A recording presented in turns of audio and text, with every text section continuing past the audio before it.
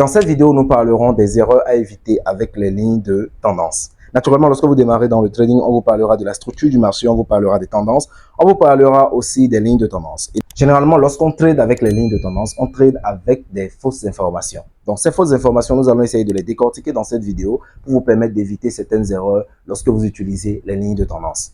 Je ne veux pas que vous passiez votre temps à regarder nos vidéos et apprendre de nous sans jamais passer à l'action.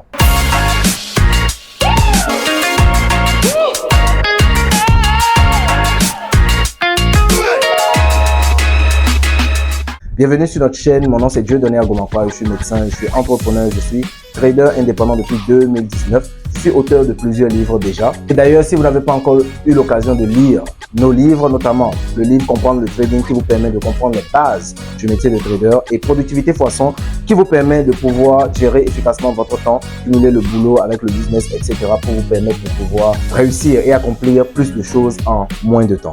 Ces livres sont disponibles au sein de notre académie dont les liens se trouvent dans la description de cette vidéo. Vous pouvez aussi retrouver dans la description tous les liens qui vous permettront de nous suivre sur nos différentes pages et travailler avec nous si éventuellement vous avez besoin d'un coaching ou d'un accompagnement particulier, que ce soit dans le business en général comme dans le trading en particulier. Alors dans cette vidéo, nous allons parler des erreurs à éviter avec les lignes de tendance. Quelles sont les erreurs à éviter lorsqu'on trade avec les lignes de tendance? La première des choses qu'il faut éviter lorsqu'on trade avec les lignes de tendance, c'est de croire que plus la ligne de tendance est touchée, plus elle est résistante.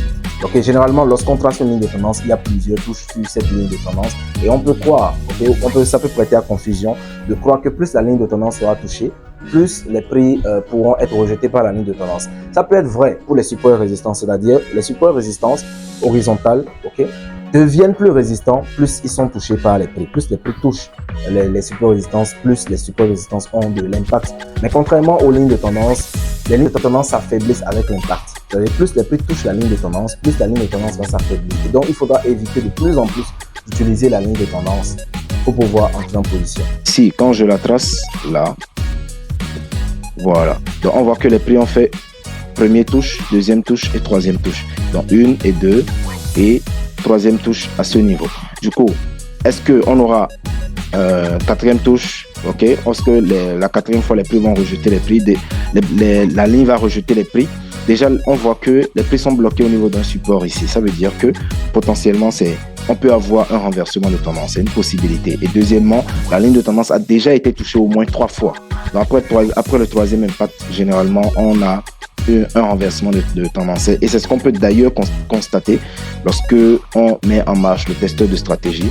Donc, on voit que les prix évoluent favorablement dans le sens d'un renversement de tendance. La ligne de tendance qui vient de se faire briser. Et on peut remarquer essentiellement comment est-ce que plus la ligne de tendance a été touchée, plus elle a été fragilisée et on a finalement un renversement de tendance. Normalement, après le troisième impact, il faut éviter d'utiliser la ligne de tendance. Vous pouvez avoir des lignes de tendance qui vous font 4 impacts, 5 impacts, 6 impacts. Mais normalement, après le troisième impact, la ligne de tendance devient fragile. Maintenant, ça dépend du sentiment des acteurs du marché. C'est en fonction du sentiment des acteurs du marché que la ligne de tendance va continuer à créer des impulsions ou pas. L'essentiel est qu'en tant que trader, vous devez savoir que plus la ligne de tendance est touchée, plus elle va se fragiliser. Deuxième erreur à éviter avec les lignes de tendance, c'est d'utiliser uniquement les lignes de tendance. Lorsque vous utilisez uniquement les lignes de tendance, qu'est-ce qui se passe? Vous pouvez avoir un problème d'angle. C'est-à-dire l'angle que fait votre ligne de tendance peut avoir un effet déterminant sur votre point d'entrée.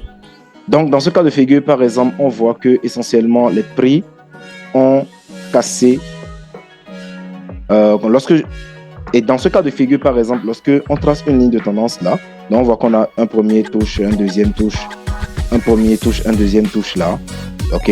Et lorsqu'on trace, on voit qu'on a une troisième touche avec une fausse cassure. En se positionnant directement sur la ligne, uniquement sur la ligne de tendance, on pourrait se faire piéger, d'accord? De la même manière, une autre personne peut venir et tracer sa ligne de tendance comme ça. Donc, on voit que rien qu'avec l'angle que fait la tendance, on n'obtient pas un résultat favorable. Rien qu'avec l'angle que fait la tendance, on peut avoir aussi une ligne de tendance qui part de là à là.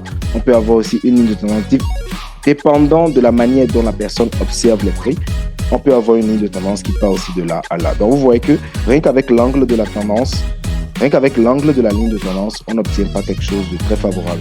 Du coup, il faudra combiner la ligne de tendance avec des niveaux horizontaux pour pouvoir chercher et trouver essentiellement de bons points d'entrée.